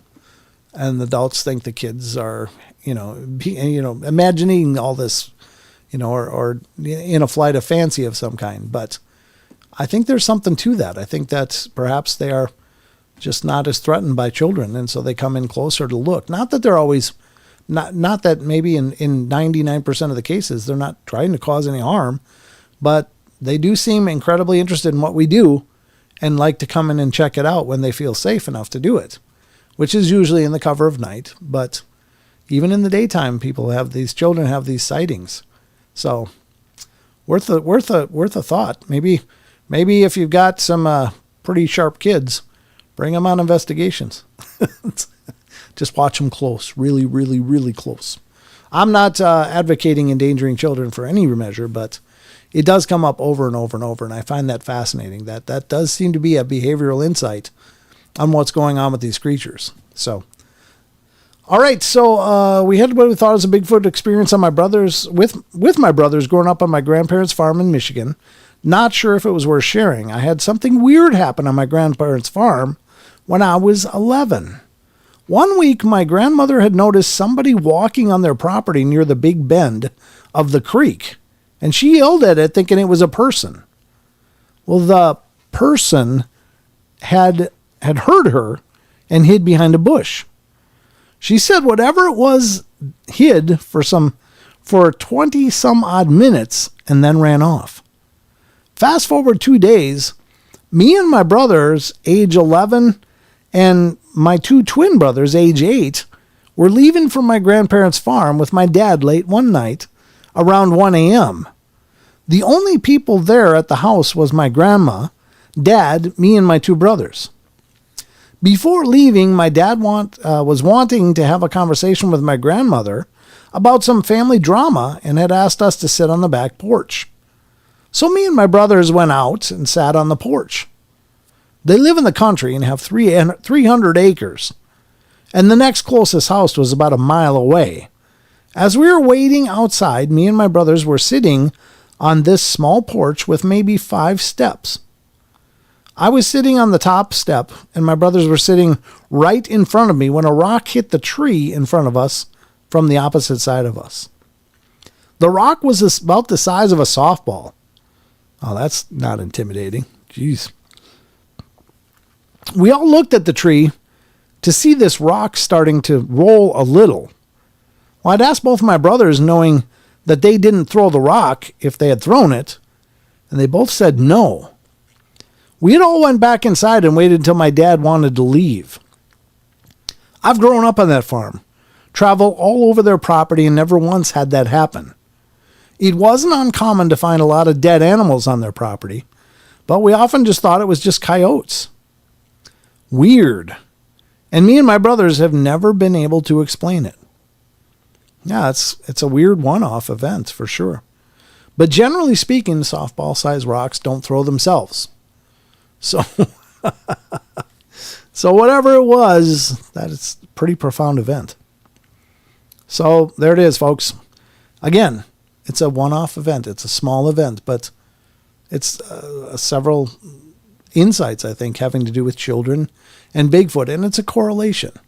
That's why I love these anecdotal stories, is because, sure, it's what somebody experienced many, many years ago, but when you add that to the body of other claims, you can draw some conclusions. I think that firsthand reports or people's reports are incredibly valuable because while it isn't definitive proof in and of itself, if we listen to the stories and the recounting of these events, we can at least get some insights into the behavior of these enigmatic creatures. Something about them that maybe hasn't been seen before, and it's all from compiling reports and reviewing them and reading them and looking at what you can take from them and trying to apply that to some kind of rudimentary behavioral model.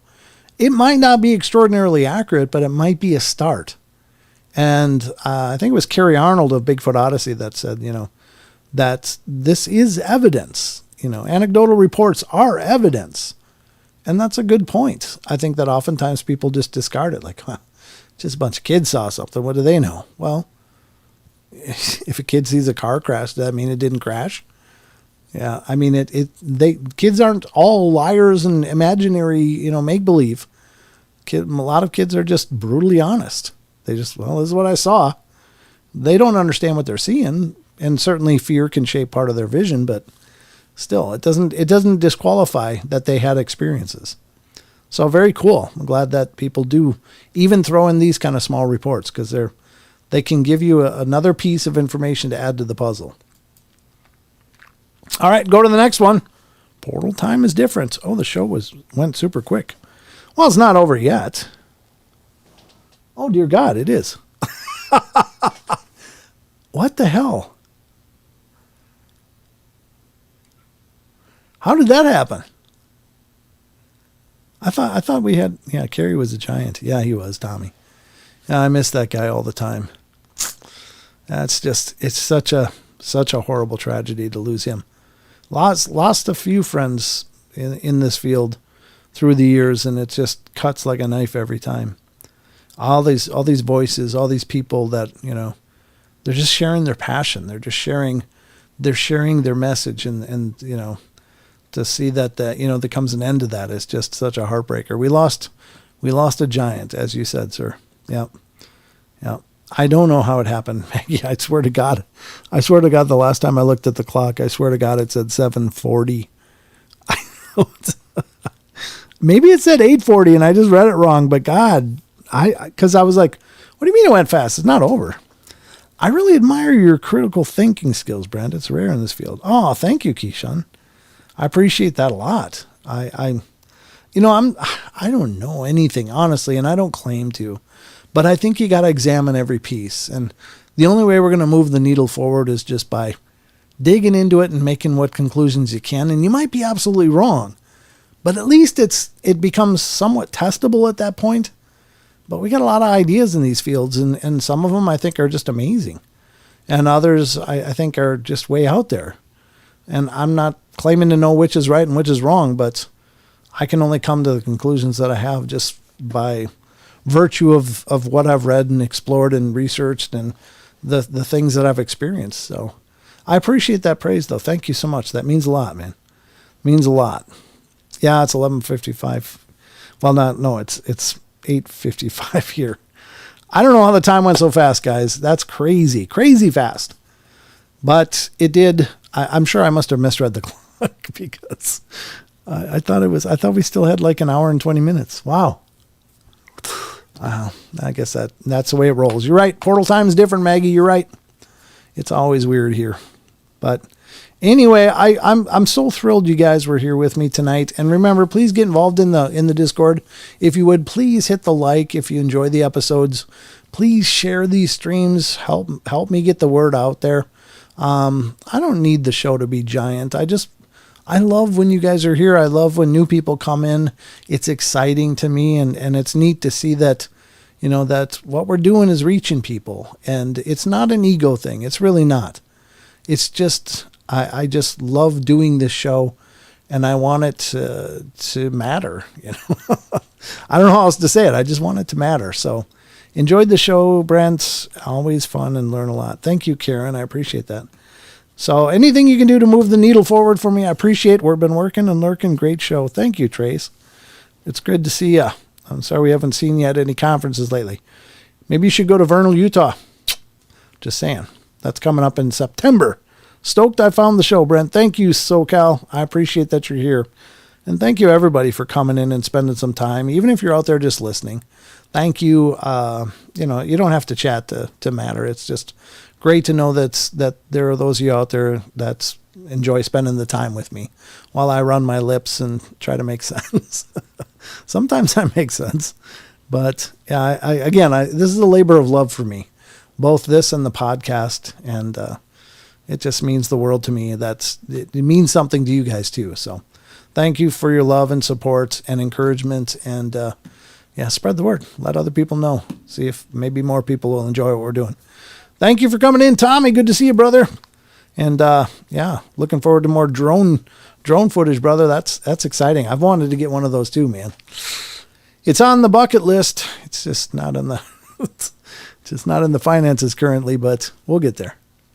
But anyway, fantastic show and stories, Brent Thomas. Thank you so much, brother. Thank you, Jason. Appreciate you guys being here. I guess that is going to wrap it up for us. So, and all I can say is, again, love you guys. And I really want you to, always enjoy your time here and feel like it was time well spent, because I know our weekends are sacred, and time just to kick your feet up and you're spending it here means the world.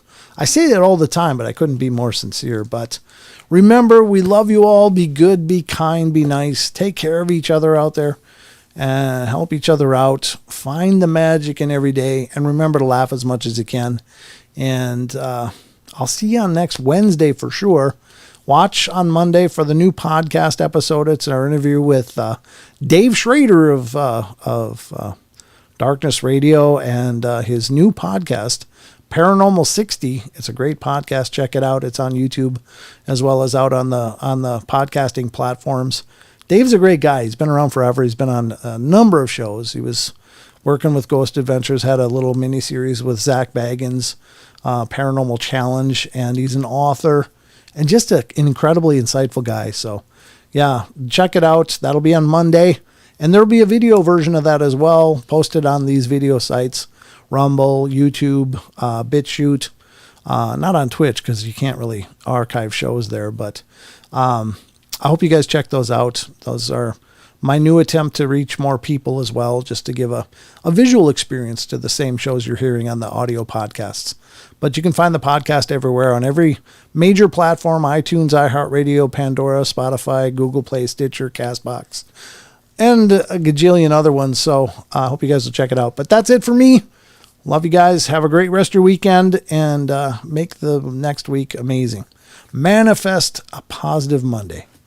All right. Until then, we'll see you guys. Love you and take care of yourselves.